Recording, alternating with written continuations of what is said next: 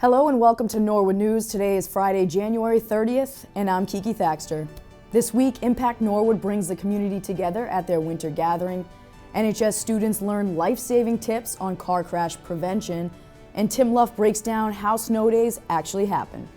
All this and more coming up on this week's Norwood News.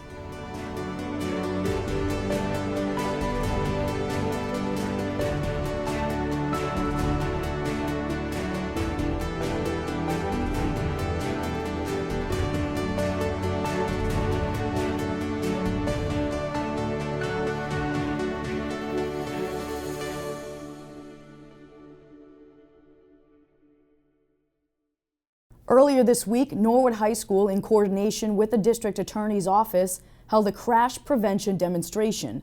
This demo gave students a first-hand look at what can happen when they're behind the wheel. So we're doing about 6. Little kid runs in front of me, and I slam on the brake. We've all done that. So this is a program sponsored by the Norfolk County DA's office, and we call it Community Visits. What we're doing is we're putting young drivers in the passenger seat and showing them how important it is to avoid impairments like drinking, drugs, distractions, and drowsiness. None of these kids sleep anymore, so we want them to really know that they have to be well rested before they drive. We're talking about how important it is to keep your speeds under control, so that you don't get yourself into trouble when you didn't need to. And then seatbelts. Massachusetts is typically second to last place in the country for seatbelt use, and we want kids to realize that seatbelt's an important thing. We improved a little bit last year, and we're hoping that's the trend, but if we can help these kids make the right decisions with that, we want to. It's about knowing that the vehicle can get out of control, and we want them to feel the G-forces. So, the first thing we do is a panic stop at 25 miles an hour. And it's aggressive. It's a little scary. And we went further. And this is panning out the same way every time.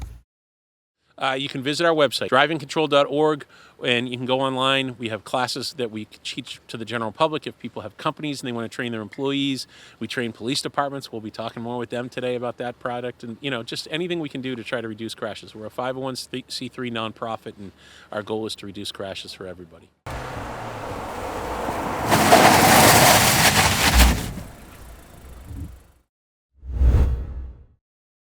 When Norwood gets snowed in, the Public Works Department is ready to plow the town out. DPW Director Mark Ryan explains how Norwood weathers the storm.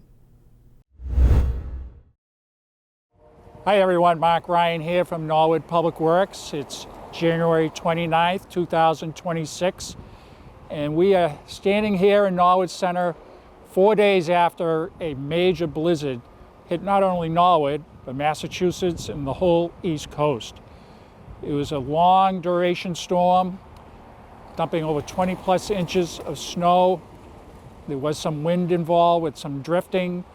So DPW had quite a bit of challenge, and they worked up to 36 straight hours dealing with this snow to keep the roads open, keep the sidewalks open, and trying to make life easier for people.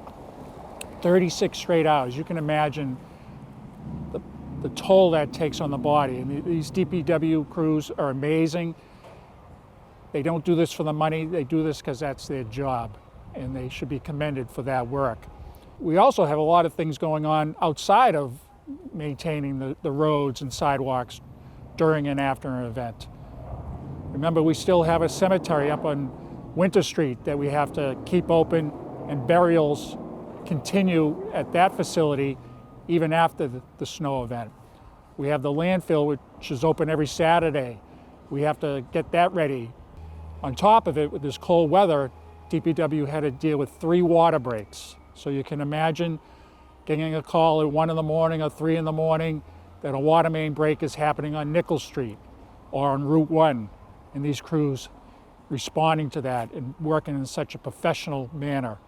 DPW is removing snow in the center right now, getting ready for what is forecasted to be a plowable event this Sunday. Looks like it's going to be 6 inches at least here, so DPW crews will be out there doing their thing again, keeping these roads safe. We appreciate the residents and their patience, and I just want to ask the residents to consider a couple of things. If you do have a snowplow contractor that does your driveway and you live on a sidewalk route, please ask them not to pile the snow in the way of the sidewalk plow. This just slows things down and makes work more difficult for them. Also talk to your contractor about not pushing snow in the roadway. In your neighborhood, if there's a fire hydrant nearby, consider shoveling it out. Keep that accessible for the fire department to do their work. When we do have a plow event, the town of Norwood has an emergency notification system that you can apply to. And when you do apply to that, the police department will send out notices. When you do get that notification, and when DPW crews do start plowing, please do not park in the road. That, once again, that just obstructs our work. Police have been notifying people knocking on doors to move their cars, but if it gets to a point where it's not safe out there and that car needs to be moved, police will call in tow trucks. So all in all, challenging storm.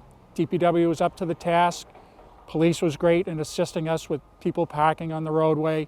Fire department is always very supportive of us. And obviously facilities department does an amazing job keeping their facilities open, especially the schools.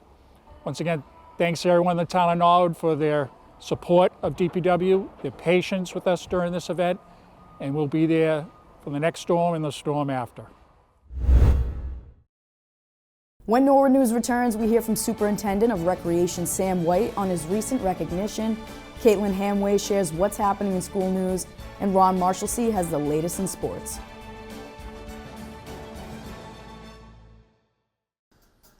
Hi, I'm Bob Donnelly from the Norwood Concert Committee, telling you about the upcoming concert for the Norwood Concert Committee's Winter Concert Series. On Sunday, February 1st, 2 p.m. at the high school, we're going to feature the Roy Scott Band. Old friend Roy Scott Band. They played many times both at the Winter Concert Series and many times over the past several years at the Summertime Series, Concerts on the Common. The Roy Scott Big Band plays a repertory from over 90 years of great music, from original classics of the swing era to the current hits of the swing revival and beyond. Their concerts and private dance events feature a wide variety, a wide range of favorites: swing, jazz, rock, pop, cool jazz, funk, bebop, blues, and Latin. Enjoy the full, rich sound only a fully instrumental 19-piece big band can deliver. So please come and see the Roy Scott Big Band on February the 1st, 2 p.m. And now we would like to highlight a recent NHS TV project. NHS TV student Reagan Curran just completed a timely interview with Superintendent Dr. Tim Luff. Let's learn how he cancels school during a snowstorm.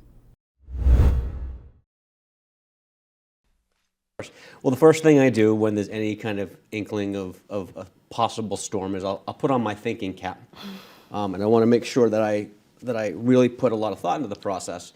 The first step is to determine if there is a AFC East Championship Patriots game on a Sunday or Monday night, obviously, and if there's a flurry in the forecast, obviously the next day there would be no school. The second step, obviously, is to look at the local ski reports, and if there's a lot of powder, obviously no school the next day. I'm just kidding. Actually, it's all about safety for students and staff. Really taking a look and determining if we can get kids into school safe and we can get them out of school safe. So there's a variety of things that go into that. Obviously, every storm is different. Sometimes you have storms that are very easy to understand if they're going to have a big impact on the school. So if we're lucky enough to know there's a big nor'easter coming in and the storm's going to go on all day and there's going to be feet, likely we'll be able to cancel the day before, give parents the opportunity to get childcare, which is a big part of the decision-making process. I mean, parents have to work, and we have to make sure that they have as much notice as possible. It's those smaller storms that you don't really know much about that are a little more difficult, and then you're really looking at timing. When is the storm going to come in?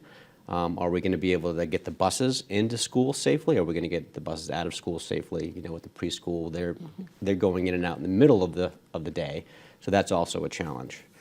So we really think about those pieces. Can we get the sidewalks cleared? Can we get the school parking lots cleared? Are the roadways salted enough so we're not slipping around? And really looking at those details. We actually also talk to local superintendents around the area, so I'm in contact with them the night prior. I'm in contact with them all morning. Typically, I'm up at around 4:30 trying to figure this out, working in conjunction with our Department of Public Works, who are fantastic at looking at the weather reports, and who are fantastic at making sure the roads are maintained and ready to go. Working with the facilities department, who are looking at the parking lots and are looking at the schools to make sure that everything's shoveled and safe. So it's always a challenge, but those are all the big things that we're looking at. There are a lot of superintendents that are kind of in a, who's going to go first? Who's going to go last? So we have a very local group that we're, in the surrounding districts that we're talking to. We have a text string, just like kids, social media, going back and forth saying, what are you going to do? What are you going to do? What have you heard?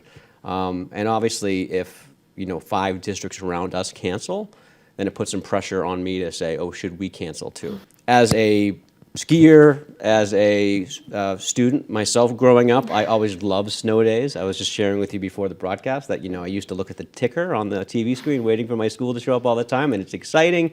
But at the end of the day, we're in it for teaching and learning, right? We're here to educate students and to make sure we're doing everything we can do to increase our academic performance, social performance, all those kind of things. And so if we can avoid them, I try to avoid them as much as I can. Last year we were trying to open up the Coakley Middle School, so any snow day that we had would have extended the end of the year. That would have impacted the opening of the Coakley possibly, because they had to finish the building project. And then obviously nobody wants to be in school until June 30th. So we want to get kids out and have them in when they are really engaged in learning, and it gets harder as you get closer to the summer, as you must know. And then how many snow days do you think we'll have this year? Oh. Well, I got to look at how many days I've skied this year and then make that determination from there. But hopefully none, but I don't think we get that lucky. And I say lucky because I think teaching and learning is the most important. But I don't think we get that lucky. So depending on the storm trajectory, we could have a couple. We have on our school calendar, we have the last day of school, and then we have the last day of school with 5 snow days built in. So I wouldn't be surprised if we didn't have 1 or 2. With scams continuing to happen in Norwood, Selectman Chair Amanda Groh explains what to do and how to avoid being scammed. Hi, I'm Amanda Groh from the Board of Selectmen in the town of Norwood and a member of the Norwood Anti-Scam Task Force. 2 of the scams that we've been trying to raise awareness of in the community are the grandparent scam and the romance scam. The grandparent scam, a scammer will usually try to reach out to you through your phone or through other methods to try to convince you that your grandchild or maybe your child is in trouble. Maybe that they'll claim that they're currently in need of bail money or that they've been in a horrible accident and the only solution is for you to give them money. And so usually with these scams, the big red flag is the fact that someone is trying to pressure you with an unsolicited call, trying to get you to give them money or trying to convince you to purchase gift cards, or they might ask you to try to go and get bitcoins. But the point of the transaction for them is to convince you to do something that you don't want to do, that you might not have done if you weren't sort of in a aroused emotional state where you're worried about the safety of your loved one. So you always want to take a breath and be careful, because you don't want to follow the instructions that they'll be trying to give you while they have you in a state of panic. That's the way that scammers tend to work. They tend to want to get you off guard. A lot of times when you hear about scams, it's easy to say, oh, I would never fall for that. But in the heat of the moment, when someone is painting a very convincing picture, any of us could be a victim. Another scam we're trying to raise awareness of is romance scams, and these scams involve someone trying to establish a friendship and then eventually what seems like a romance with you. Usually it'll be through a phone, through texts, through online places like social media sites, and as they lure you into this seeming romantic relationship, eventually they start asking you to send them money. And it's very painful because at this point you've formed an emotional connection with the person, or what you think is an emotional connection, but it's actually someone that is just completely not representing who they really are. They're not even where they say they are. And so you want to be very careful about these types of scams where they're trying to form an emotional connection to you. Again, the red flags are asking for money, asking for more money. So that's the type of thing we really want to get the message out in the community to be very careful around. Scams have certain traits in common, and the more you start to recognize the techniques, it kind of doesn't matter which specific way they're trying to do it, you'll begin to be able to pause, take a breath, and realize that, okay, this is a scam. If you think that you have been a victim of a scam, or you know of someone, a friend or a relative who thinks it's been a scam, make sure that you reach out. You can contact the Norwood Police on the business line. And if you think that you're not sure if something is a scam, you can also ask questions of the Norwood Anti-Scam Task Force. The task force's email is nastf@norwoodma.gov. And just a reminder, neither the police nor the Scam Task Force will ever try to contact you first to ask you for personal information or for money. We'll never do that. Superintendent of Recreation Sam White was recently named an honoree by Parks and Recreation Magazine and the National Recreation and Park Association in their 30 Under 30 recognition program. The magazine names 30 individuals who have demonstrated their commitment to their communities, colleagues, organizations, and the wider park and recreation field. The honoree was it was through the National Recreation and Parks Association. It was a 30 under 30 recognition, so they get to choose 30 individuals under the age of 30 throughout the whole country, as in like rising leaders in parks and recreation.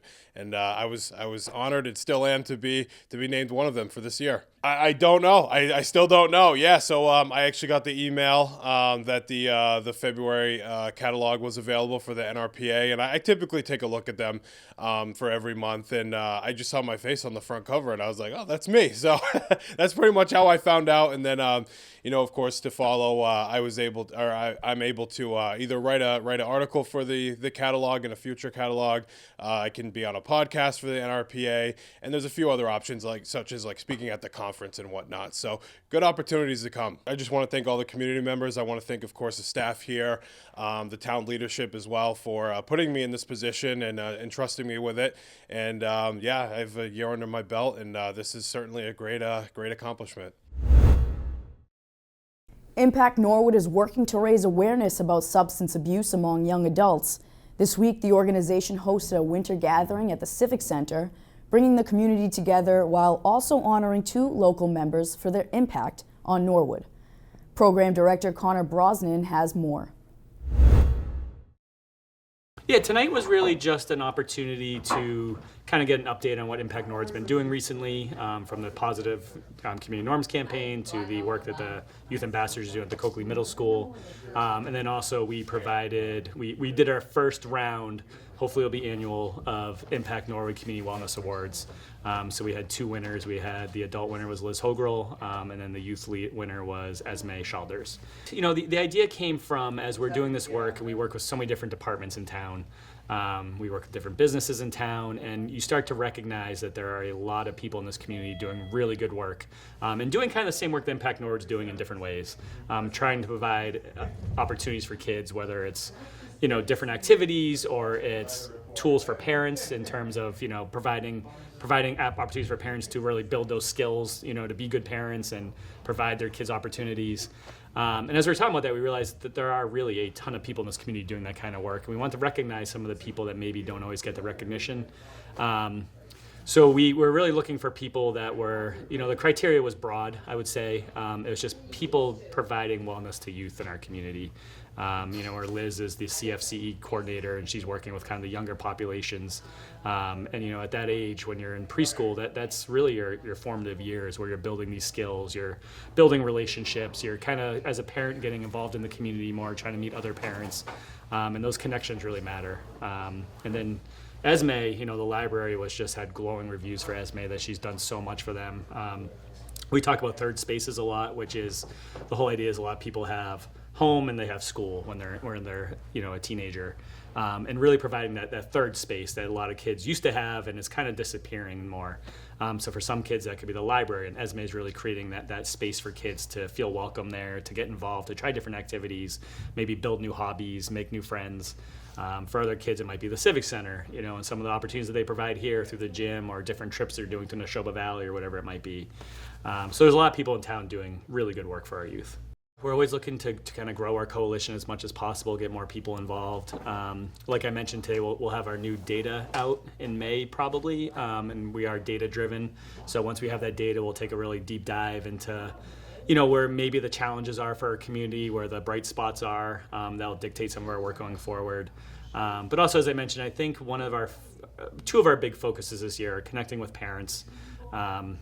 I think being a parent myself, I fully recognize how crazy it is nowadays to be a parent.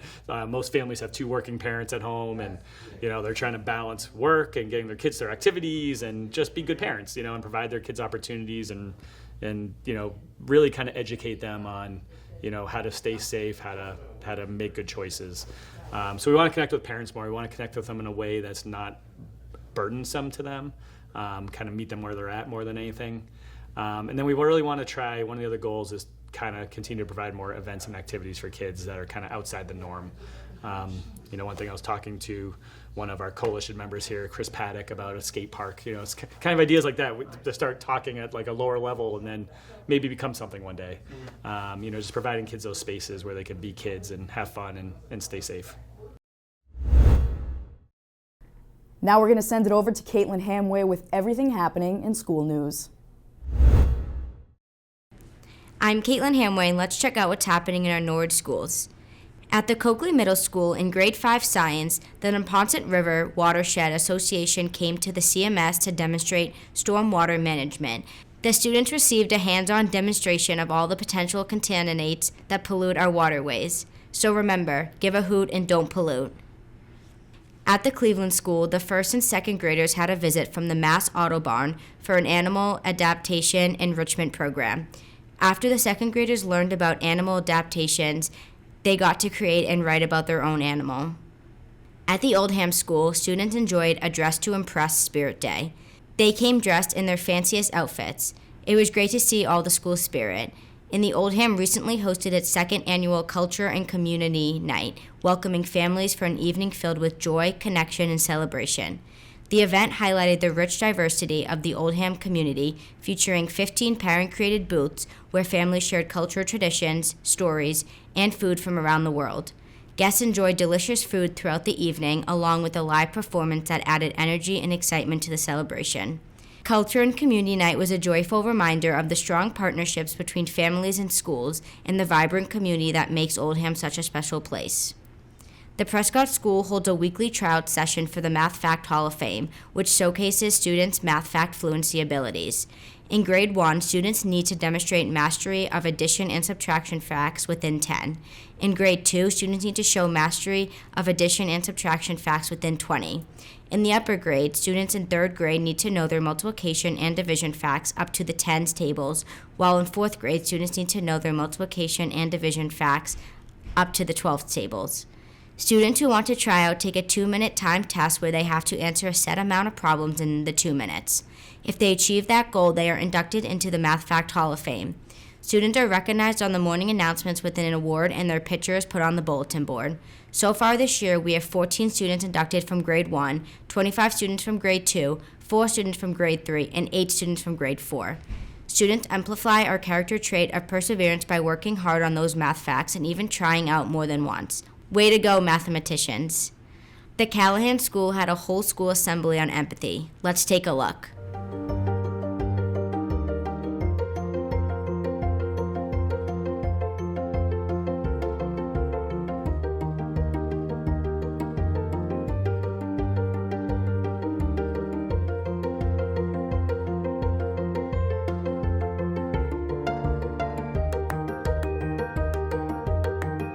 It's been so cold, but kindergartens at the Willett Early Childhood Center have found a lot of ways to stay busy inside. Students in Mrs. Griffin's and Reynolds' classes have been playing games like addition trains and tug-of-war math.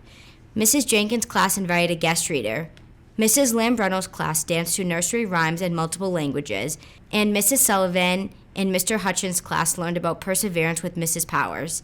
We are looking forward to more fun this winter. Stay cozy. Students at Little Mustang Preschool are celebrating snow season with a mix of fun indoor and outdoor activities. Inside the classrooms, children are creating snowman crafts and playing exciting games like tossing fake snowballs to hit targets. Winter themes are also part of learning time, as snowmen are included in speech sessions and pre-academic activities such as shape matching. Sensory bins are filled with fresh snow brought in from outside, along with ice cubes hiding toy penguins for students to explore. When weather allows, the fun continues outdoors. Some classrooms enjoy sledding and building real snowmen during recess. It's a snowy season full of learning, laughter, and hands-on fun at Little Mustangs Preschool. That wraps up this week's school news. Thank you to all the teachers who keep us in the loop with their updates. It really helps us see the wonderful things happening in our schools. Reporting for Norwood High School News, I'm Caitlin Hamway. And now, here's Ron Marshalsea with the latest in sports. I'm Ron Marshalsea, and this is your Sports Update. The girls' basketball team is now 11-2 after a close loss to Walpole last Thursday, but the Mustangs came back strong with back-to-back wins over Millis 45-29 and Bellingham 62-27. Norwood locked in their spot in the MIAA tournament with the win over Millis, and NCM was live last Friday while the Mustangs got the win, and commentators Joe Panola and Sophie Brogadier talked with senior captain Izzy Morgan after the tournament, clinching W. All right, excellent. Congratulations on a solid victory. Millis is a great team. They've got 9 wins this year. How does that feel to come away with a win that was pretty decisive tonight? Yeah, it was really good to bounce back after a rough game yesterday. I think we really played as a team, took what we needed to work on and implemented it, and I think it showed really well. And what are you guys thinking about moving forward? You know, you've had a lot of games recently, now a little break. What's this talk going up into the end of the season? Yeah, we're definitely excited to be having a little bit of a break, get ready, get back at it in practice, work on our skills a lot. We're still working on perfecting our defense, even though it's like calling of our calling card. And I think just still playing together as a team and perfecting everything, we can always get better. I would say defense has been your calling card tonight. You guys did a great job. Hands in the lane pretty much everywhere you looked. I tell you, I looked at the team roster, 5 captains on the team. Obviously, it shows the leadership that you have, especially with the 7 seniors. How has that gone, having the 5 of you lead this crew? Obviously, it's worked out very well. Yeah, I think it's actually really great. You don't see it a lot, but it lets us cover a lot of different areas. We have a lot of different positions as captains, so I think that allows everybody to get their input together, and we're all such good friends. We work really well together, and it allows us to make a lot of overall decisions that don't just include certain people, and I think that it really just like includes the whole team. No matter what, starters, bench players, everybody is involved. The boys basketball team now sits at 7-8 after wins over Walpole 63-60, Millis 64-62, and Bellingham 61-43. The Mustangs are looking to keep rolling when they head to Ashland on the 30th at 6:30. The girls hockey team went to Franklin and tied them last Saturday and hosted Mansfield on Wednesday but lost a great game 4-2. Isla Wilson scored both Mustang goals, including this breakaway to tie it up at 2. Their next game is against Ursuline Academy at the Roach Arena on Saturday the 31st at noon. The boys hockey team lost to DS in overtime last Saturday and lost to Medfield on Wednesday. Jason Gillis, Anthony Parisi, and Mark Trahan netted the 3 goals against DS, with Brody Pacheco getting 25 saves in net. The boys will head to Holliston on Saturday the 31st at 3:30. As of recording this sports update, the wrestling team has not gone up against Boston Latin on the 29th, but that matchup will be live on the NCM Community Channel, so stay tuned for the rebroadcast, and we'll let you know what happens on the next sports update. Both swim teams went up against Ashland this past Wednesday. The boys couldn't grab the win, but the girls got a 1-point win over the Clockers, 88-87. And NHS has a couple of swimmers qualified for states in different races. Samantha Lee is qualified in the 200 freestyle, the 100 freestyle, the 200 individual medley, and the 100 butterfly. On the boys' side, Caleb Kwan has qualified for states in the 200 freestyle, 200 individual medley, 100 butterfly, 100 backstroke, and 100 breaststroke. Both teams will be at the TVL Swim and Dive Showcase on Sunday the 1st at 8 a.m. The gymnastics team went up against Hopkinton, Holliston, Millicent, and Medway this past Sunday and scored a 117.7. The Genie in the Meet went to Kelsey Brent for her working her way onto the beam line for the first time. The Mustangs will be going up against Mads again this Friday at 7 p.m. Track has had some big news lately with Kieran Gorman, Emma Flanagan, Shaylin Coyle, and Bridget Flynn placing third in the 4x800 at the D3 relays, finishing just 5 seconds shy of the indoor school record. And Mike Dujour, Carlson Oliveira, Dan Hoxa, and Dorian Rojas Maldonado placed 8th in the 4x200 at the D3 relays. Both teams will be at the TVL Indoor Track Showcase on Saturday the 31st at 9:30 a.m. And just a reminder, each of the sporting events we've covered this winter season will be airing on the NCM School and Sports channel and are available on demand at any time only at norwoodcommunitymedia.org. And that is all I have for this sports update. I'm Ron Marshallson, and Norwood News will be right back after this break. Tune in weekday mornings at 8:15 for one of New England's longest-running live broadcasts of a high school news program. NHS Update is produced by a dedicated crew of students who arrive early each day to bring the latest school news directly to classrooms and beyond. Using professional-grade equipment provided by Norwood Community Media, these students gain hands-on experience in live TV production while learning the various roles needed to create a fast-paced broadcast. The show covers everything from school news, announcements, and upcoming events to highlights from clubs, sports, and the arts. Special guests often join the broadcast to promote their events, and school administrators use NHS Update as a platform to communicate with the entire student body. NHS Update has opened doors for many students, with alumni going on to pursue careers in communications, broadcasting, and video production. Tune in every weekday at 8:15 a.m. for the live broadcast of NHS Update on the Community Channel, right here on Norwood Community Media.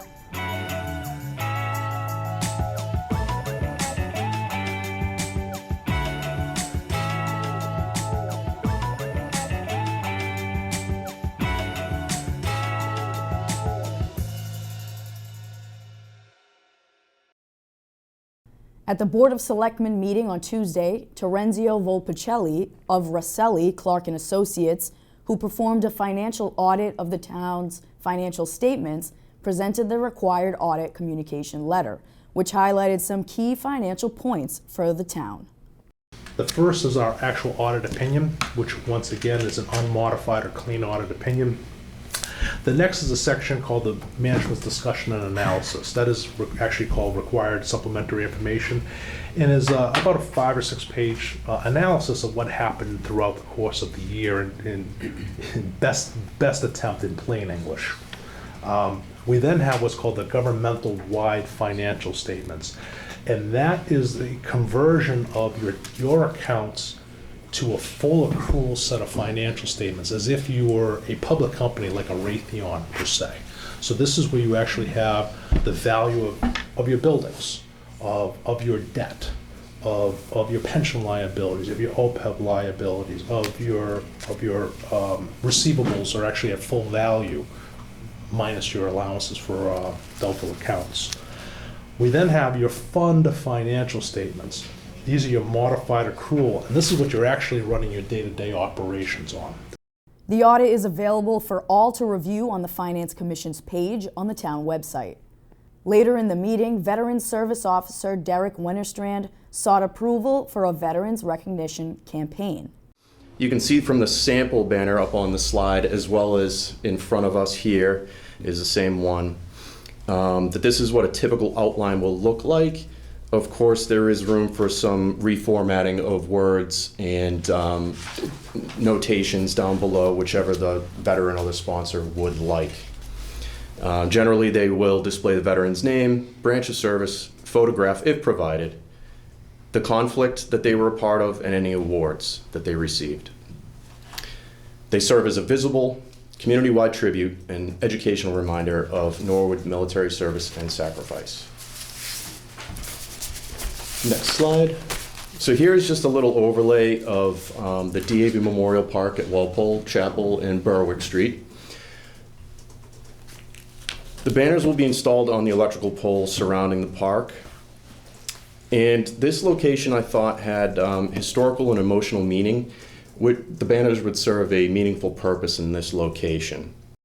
The selectmen approved the project unanimously. The board will meet again on February 10th.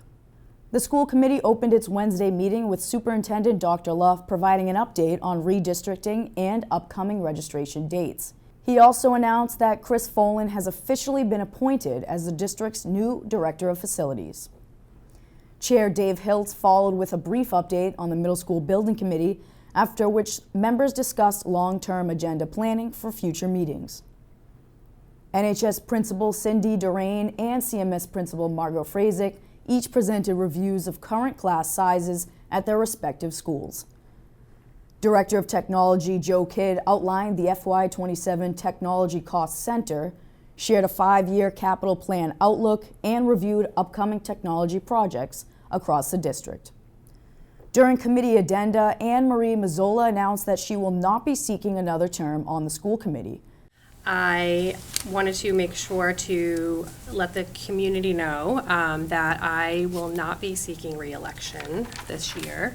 I waive this often, which is why, unfortunately, coming at the end of January, and there's been some speculation and maybe some not so gentle nudging from people to go pull papers. It has been a fantastic 6 years on this committee.